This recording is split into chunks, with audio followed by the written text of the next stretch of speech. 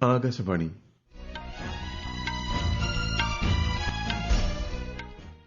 നമസ്കാരം.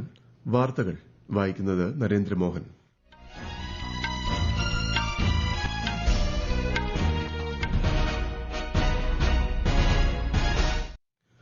പ്രധാന വാർത്തകൾ. ജസ്റ്റിസുമാരായ നോങ് മൈക്കപ്പം കോടീശ്വർ സിംഗും ആർ മഹാദേവനും ഇന്ന് സുപ്രീം കോടതി ജഡ്ജിമാരായി സത്യപ്രതിജ്ഞ ചെയ്യും. അഗ്നിവീറുകൾക്ക് 10% സംവരണം ഏർപ്പെടുത്തി ഹരിയാന സർക്കാർ.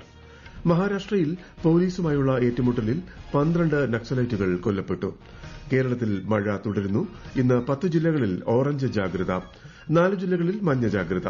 വയനാട്ടിൽ എല്ലാ വിദ്യാഭ്യാസ സ്ഥാപനങ്ങൾക്കും അവധി. കൊച്ചി തീരത്ത് 11 ജീവനക്കാരുമായി കടലിൽ ഒറ്റപ്പെട്ട ബോട്ട് തീരസംരക്ഷണ സേന രക്ഷപ്പെടുത്തി. പാരീസ് ഒളിമ്പിക്സിൽ ഇന്ത്യയുടെ 117 കായിക താരങ്ങൾ മാറ്റുരയ്ക്കും. വാർത്തകൾ വിശദമായി. രാഷ്ട്രപതി ദ്രൌപദി മുർമുവിന്റെ 75 പ്രസംഗങ്ങളുടെ സമാഹാരമായ വിങ്സ് ടു അവർ ഹോപ്സിന്റെ ആദ്യഭാഗം കേന്ദ്ര കൃഷിമന്ത്രി ശിവരാജ് സിംഗ് ചൌഹാൻ ഇന്ന് പ്രകാശനം ചെയ്യും. വാർത്താവിതരണ പ്രക്ഷേപണ മന്ത്രാലയത്തിന് കീഴിലുള്ള പബ്ലിക്കേഷൻസ് ഡിവിഷനാണ് പുസ്തകം പുറത്തിറക്കുന്നത്. സുപ്രീം കോടതിയിൽ 2 പുതിയ ജഡ്ജിമാർ ഇന്ന് സത്യപ്രതിജ്ഞ ചൊല്ലി അധികാരമേൽക്കും. ജസ്റ്റിസുമാരായ നോങ് മൈക്കപ്പം കോടീശ്വർ സിംഗും ആർ മഹാദേവൻ എന്നിവർക്ക് ചീഫ് ജസ്റ്റിസ് DY ചന്ദ്രചൂഡ് സത്യവാചകം ചൊല്ലിക്കൊടുക്കും. ഇവരുടെ നിയമനങ്ങൾ രാഷ്ട്രപതി ദ്രൌപദി മുർമു കഴിഞ്ഞ ദിവസം അംഗീകരിച്ചു. ഇതോടെ സുപ്രീം കോടതി ജഡ്ജിമാരുടെ അംഗബലം 34 ജമ്മു കാശ്മീർ, ലഡാക്ക് ഹൈക്കോടതികളിൽ ചീഫ് ജസ്റ്റിസായിരുന്ന നോങ് മൈക്കപ്പം കോടീശ്വർ സിംഗ് മണിപ്പൂരിൽ നിന്നും സുപ്രീം കോടതി ജഡ്ജിയായി നിയമിതനാകുന്ന ആദ്യ ജഡ്ജിയാണ്. മദ്രാസ് ഹൈക്കോടതി acting chief ജസ്റ്റിസായ R Mahadevan Tamil Nadu സ്വദേശിയാണ്. ഹ്രസ്വകാല സേവനത്തിന് ശേഷം സൈന്യത്തിൽ നിന്നും വിരമിക്കുന്ന അഗ്നിവീറുകൾക്ക് 10% സംവരണം ഏർപ്പെടുത്തി ഹരിയാന സർക്കാർ. പോലീസ്, ജയിൽ, വനം വകുപ്പുകളിലാണ് സംവരണം. വിശദാംശങ്ങളിലേക്ക്. Police constable, mining guard, forest guard, jail warden തുടങ്ങിയ തസ്തികകളിൽ അഗ്നിവീറുകൾക്ക് സംവരണം ഏർപ്പെടുത്തിയെന്ന് ഹരിയാന മുഖ്യമന്ത്രി നായബ് സിംഗ് സൈനിയാണ് പ്രഖ്യാപിച്ചത്. ഗ്രൂപ്പ് ഡി തസ്തികകളിലേക്കുള്ള ഉയർന്ന പ്രായപരിധിയിൽ 3 വയസ്സിന്റെ ഇളവ് നൽകാനും തീരുമാനിച്ചു. സംരംഭങ്ങൾ തുടങ്ങാനാഗ്രഹിക്കുന്ന അഗ്നിവീറുകൾക്ക് 5 ലക്ഷം രൂപയുടെ പലിശരഹിത വായ്പ നൽകുമെന്നും പ്രഖ്യാപിച്ചു. ഏതെങ്കിലും വ്യവസായ യൂണിറ്റിൽ അഗ്നിവീരന്മാർക്ക് പ്രതിമാസം 30,000 രൂപയിൽ കൂടുതൽ ശമ്പളം നൽകിയാൽ ആ വ്യവസായ യൂണിറ്റിന് സർക്കാർ 60,000 രൂപ വാർഷിക സബ്സിഡി നൽകാനും തീരുമാനിച്ചിട്ടുണ്ട്. കേന്ദ്ര സർക്കാർ 2022 ജൂണിലാണ് സേനയിൽ ഹ്രസ്വകാല സേവനത്തിനുള്ള അഗ്നിപഥ് പദ്ധതി ആരംഭിച്ചത്. ഈ പദ്ധതി പ്രകാരം സൈന്യത്തിൽ പ്രവേശിക്കുന്നവർക്ക് 4 വർഷത്തേക്കാണ് നിയമനം. അതിനുശേഷം 25% പേർക്ക് മാത്രമേ സൈന്യത്തിൽ തുടരാനാകൂ. News desk, Akashvani. മഹാരാഷ്ട്രയിൽ പോലീസുമായുണ്ടായ ഏറ്റുമുട്ടലിൽ 12 നക്സലുകൾ കൊല്ലപ്പെട്ടു. ഗഡ്ചിറോളി പോലീസിന്റെ C-60 കമാൻഡോകളാണ് നക്സൽ വിരുദ്ധ നീക്കം നടത്തിയത്. വാഡോലി ഗ്രാമത്തിൽ തിരച്ചിൽ നടത്തുകയായിരുന്ന സംഘത്തിന് നേരെ നക്സലുകൾ വെടിയുതിർക്കുകയായിരുന്നു. 2 പോലീസുകാർക്ക് പരിക്കേറ്റു. പ്രദേശത്തു നിന്നും AK-47 തോക്കുകൾ ഉൾപ്പെടെ നിരവധി ആയുധങ്ങൾ കണ്ടെടുത്തു. ഗഡ്ചിറോളി പോലീസിന് സംസ്ഥാന സർക്കാർ 51 ലക്ഷം രൂപ പാരിതോഷികം പ്രഖ്യാപിച്ചു. ഒമാൻ തീരത്ത് എണ്ണ ടാങ്കർ മറിഞ്ഞുണ്ടായ അപകടത്തിൽ കാണാതായവരിൽ 8 ഇന്ത്യക്കാരെ ഉൾപ്പെടെ 9 ജീവനക്കാരെ ഇന്ത്യൻ നാവികസേനയുടെ യുദ്ധക്കപ്പൽ INS ടെഗ് ഇന്നലെ രക്ഷപ്പെടുത്തി. അപകടത്തിൽപ്പെട്ട കോമോറോസ് എണ്ണ ടാങ്കറായ MV പ്രസ്റ്റീജ് ഫാൽക്കണിൽ 13 ഇന്ത്യക്കാരും 3 ശ്രീലങ്കക്കാരും ഉൾപ്പെടെ ആകെ 16 ജീവനക്കാരാണ് ഉണ്ടായിരുന്നത്. ബാക്കിയുള്ളവർക്കായി തിരച്ചിൽ തുടരുന്നു.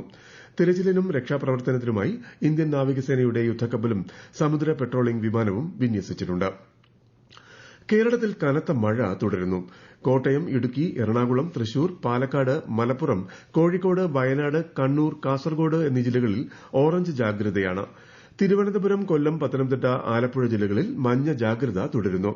നാളെ മധ്യ പടിഞ്ഞാറൻ ബംഗാൾ ഉൾക്കടലിനും വടക്കു പടിഞ്ഞാറൻ ബംഗാൾ ഉൾക്കടലിനും മുകളിലായി ന്യൂനമർദ്ദം രൂപപ്പെടുന്നതോടെ മഴ കൂടുതൽ ശക്തമായേക്കും.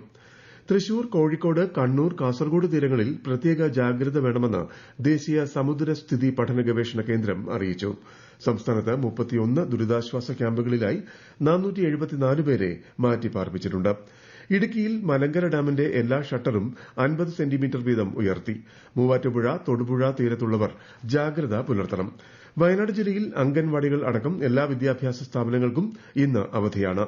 കോഴിക്കോടും പത്തനംതിട്ടയും ദുരിതാശ്വാസ ക്യാമ്പുകൾ പ്രവർത്തിക്കുന്ന വിദ്യാലയങ്ങൾക്ക് ഇന്ന് അവധിയാണ്. വയനാട് ജില്ലയിൽ ശക്തമായ മഴ തുടരുന്നു. ജില്ലയിൽ 11 ദുരിതാശ്വാസ ക്യാമ്പുകൾ തുറന്നു. കൂടുതൽ വിവരങ്ങളുമായി ആകാശവാണി വയനാട് ജില്ലാ പ്രതിനിധി അരുൺ വിൻസെന്റ്. ഹെക്ടർ കണക്കിന് സ്ഥലത്തെ കൃഷിയാണ് നശിച്ചത്. താഴ്ന്ന പ്രദേശങ്ങളിൽ ജലനിരപ്പ് ഉയർന്നതോടെ മിക്ക റോഡുകളിലും വെള്ളം കയറിയിട്ടുണ്ട്. അതുകൊണ്ട് തന്നെ പല സ്ഥലങ്ങളിലും ഗതാഗത തടസ്സവും നേരിടുന്നു. മണ്ണിടിഞ്ഞതിനെ തുടർന്ന് പാൽച്ചുരം വഴിയുള്ള ഗതാഗതം പൂർണ്ണമായും നിരോധിച്ചിട്ടുണ്ട്. ഉരുൾപൊട്ടൽ ഭീഷണിയുള്ള സ്ഥലത്ത് താമസിക്കുന്ന കുടുംബങ്ങളെ മാറ്റിപ്പാർപ്പിക്കാനുള്ള നടപടിയും ആരംഭിച്ചിട്ടുണ്ട്. ലക്ഷദ്വീപിൽ ശക്തമായ കാറ്റും മഴയും തുടരുന്നു.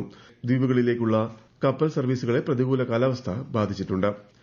കൊച്ചിയിൽ നിന്നും 80 നോട്ടിക്കൽ മൈൽ അകലെ 11 ജീവനക്കാരുമായി കടലിൽ ഒറ്റപ്പെട്ട മീൻപിടുത്ത ബോട്ട് ഇന്ത്യൻ തീരസംരക്ഷണ സേന രക്ഷപ്പെടുത്തി.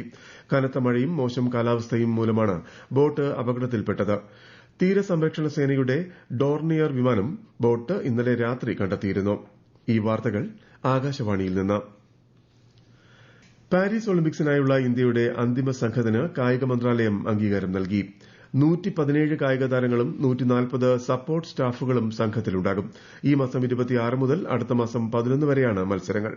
അത്ലറ്റിക്സ് വിഭാഗത്തിൽ 29 പേരും ഷൂട്ടിംഗിന് 21 പേരും ഹോക്കിയിൽ 19 പേരും ടേബിൾ ടെന്നീസിൽ 8 പേരും ഇന്ത്യയ്ക്ക് വേണ്ടി ഇറങ്ങും. ബാഡ്മിന്റൺ ടീമിൽ ഇത്തവണ ഒളിമ്പിക് മെഡൽ ജേതാവ് PV സിന്ധു ഉൾപ്പെടെ 7 പേർ മത്സരിക്കുന്നു. ICC പുരുഷ T20 ബാറ്റിംഗ് റാങ്കിങ്ങിൽ ഇന്ത്യയുടെ സൂര്യകുമാർ യാദവ് 2ാം സ്ഥാനം നിലനിർത്തി. യശസ്വി ജയ്സ്വാൾ 6ാം സ്ഥാനത്തെത്തി.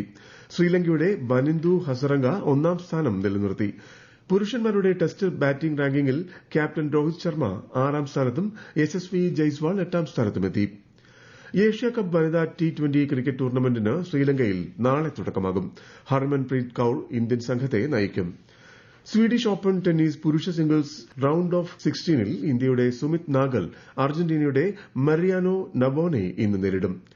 വിദേശ രാജ്യത്തെ ഇന്ത്യയുടെ ആദ്യ ജൻ ഔഷധി കേന്ദ്രം മൌറീഷ്യസിൽ വിദേശകാര്യമന്ത്രി S. ജയശങ്കർ ഉദ്ഘാടനം ചെയ്തു. ചടങ്ങിൽ മൌറീഷ്യസ് പ്രധാനമന്ത്രി പ്രവിന്ദ് കുമാർ ജുഗന്നാഥ പങ്കെടുത്തു. ഇന്ത്യ മൌറീഷ്യസ് ആരോഗ്യ പങ്കാളിത്ത പദ്ധതിയിലൂടെ ചെലവ് കുറഞ്ഞതും ഇന്ത്യയിൽ നിർമ്മിച്ചതുമായ മരുന്നുകൾ വിതരണം ചെയ്യുമെന്നും കേന്ദ്രമന്ത്രി ജയശങ്കർ പറഞ്ഞു. കേന്ദ്ര വാണിജ്യ വ്യവസായ മന്ത്രി പീയൂഷ് ഗോയൽ ഇറ്റലിയിൽ നടന്ന G7 വ്യാപാര മന്ത്രിമാരുടെ യോഗത്തിൽ പങ്കെടുത്തു. വിവിധ രാജ്യങ്ങളിലെ വ്യവസായ മന്ത്രിമാരുമായി അദ്ദേഹം കൂടിക്കാഴ്ച നടത്തി. US പ്രസിഡന്റ് ജോ ബൈഡന് കോവിഡ് സ്ഥിരീകരിച്ചു. പ്രതിരോധ കുത്തിവയ്പ് എടുത്തിട്ടുള്ള അദ്ദേഹത്തിന് നേരിയ ലക്ഷണങ്ങൾ മാത്രമാണുള്ളത്. പ്രസിഡന്റ് ജോ ബൈഡൻ ഐസൊലേഷനിൽ കഴിയുകയാണെന്ന് വൈറ്റ് ഹൌസ് അറിയിച്ചു. റഷ്യ യുക്രൈൻ സംഘർഷത്തിനിടെ പിടിയിലായ 95 പേരെ ഇരു രാജ്യങ്ങളും കൈമാറി. തടവുകാരെ കൈമാറാനുള്ള മധ്യസ്ഥ ചർച്ചയ്ക്ക് നേതൃത്വം നൽകിയത് UAE ആണെന്ന് റഷ്യൻ പ്രതിരോധ മന്ത്രാലയം അറിയിച്ചു. 2 മാസത്തിനിടെ 165 സൈനികരെ ഇരു രാജ്യങ്ങളും കൈമാറിയിരുന്നു. മദ്യനയ കേസിൽ CBIയുടെ അറസ്റ്റ് ചോദ്യം ചെയ്ത് ഡൽഹി മുഖ്യമന്ത്രി അരവിന്ദ് കെജ്രിവാൾ സമർപ്പിച്ച ഹർജിയിൽ ഡൽഹി ഹൈക്കോടതി വിധി പറയാൻ മാറ്റി. CBI കേസിൽ സ്ഥിരം ജാമ്യം തേടിയുള്ള അദ്ദേഹത്തിന്റെ ഹർജി ഈ മാസം 29ന് പരിഗണിക്കും. തിരുവനന്തപുരത്ത് ആമയിഴഞ്ചാൻ തോടിന്റെ റെയിൽവേ സ്റ്റേഷനടിയിൽ കൂടി കടന്നുപോകുന്ന ഭാഗത്തെ മാലിന്യം സംബന്ധിച്ച് ചർച്ച ചെയ്യാൻ ഇന്ന് അടിയന്തര യോഗം ചേരും. മുഖ്യമന്ത്രി പിണറായി വിജയന്റെ അധ്യക്ഷതയിൽ ഓൺലൈനായാണ് യോഗം ചേരുന്നത്.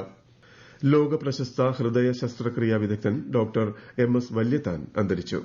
Thiruvananthapuram Shri Chithira Thirunal institute of medical സയൻസിന്റെ ആദ്യ ഡയറക്ടറാണ്. മണിപ്പാൽ യൂണിവേഴ്സിറ്റിയുടെ ആദ്യ VCയും ആയിരുന്നു. മുൻ മുഖ്യമന്ത്രി ഉമ്മൻചാണ്ടിയുടെ 1ാം ചരമവാർഷിക ദിനാചരണം വിപുലമായ അനുസ്മരണ ചടങ്ങുകളോടെ ഇന്ന് ആരംഭിക്കും. പുതുപ്പള്ളി സെന്റ് ജോർജ് ഓർത്തഡോക്സ് വലിയ പള്ളി അങ്കണത്തിൽ ഇന്ന് രാവിലെ ഗവർണർ ആരിഫ് മുഹമ്മദ് ഖാൻ അനുസ്മരണ സമ്മേളനം ഉദ്ഘാടനം ചെയ്യും. അടുത്ത മാസം 25 വരെ സംസ്ഥാനത്തൊട്ടാകെ പരിപാടികളുണ്ട്. പക്ഷിപ്പനി സ്ഥിരീകരിച്ചതിനെ തുടർന്ന് കോട്ടയം വെച്ചൂർ പഞ്ചായത്തിലെ സ്വകാര്യ ഫാമിലെ 3000 കോഴികളെ കൊന്നൊടുക്കുന്ന നടപടി ആരംഭിച്ചു. ഇനി ഒരു അറിയിപ്പുണ്ടാകും വരെ പഞ്ചായത്തിൽ പക്ഷികളുടെ വിൽപ്പനയും നിരോധിച്ചു. പ്രധാന വാർത്തകൾ വീണ്ടും. ജസ്റ്റിസുമാരായ നോങ് മൈക്കൊപ്പം കൊടീശ്വർ സിംഗും R. മഹാദേവനും ഇന്ന് സുപ്രീം കോടതി ജഡ്ജിമാരായി സത്യപ്രതിജ്ഞ ചെയ്യും. അഗ്നിവീറുകൾക്ക് 10% സംവരണം ഏർപ്പെടുത്തി ഹരിയാന സർക്കാർ. മഹാരാഷ്ട്രയിൽ പോലീസുമായുള്ള ഏറ്റുമുട്ടലിൽ 12 നക്സലൈറ്റുകൾ കൊല്ലപ്പെട്ടു. കേരളത്തിൽ മഴ തുടരുന്നു. ഇന്ന് 10 ജില്ലകളിൽ ഓറഞ്ച് ജാഗ്രത, 4 ജില്ലകളിൽ മഞ്ഞ ജാഗ്രത. വയനാട്ടിൽ എല്ലാ വിദ്യാഭ്യാസ സ്ഥാപനങ്ങൾക്കും അവധി. കൊച്ചി തീരത്ത് 11 ജീവനക്കാരുമായി കടലിൽ ഒറ്റപ്പെട്ട ബോട്ട് തീരസംരക്ഷണ സേന രക്ഷപ്പെടുത്തി. പാരീസ് ഒളിമ്പിക്സിൽ ഇന്ത്യയുടെ 117 കായിക താരങ്ങൾ മാറ്റുരയ്ക്കും. വാർത്തകൾ കഴിഞ്ഞു. അടുത്ത വാർത്താ പ്രക്ഷേപണം ഉച്ചയ്ക്ക് 12:30.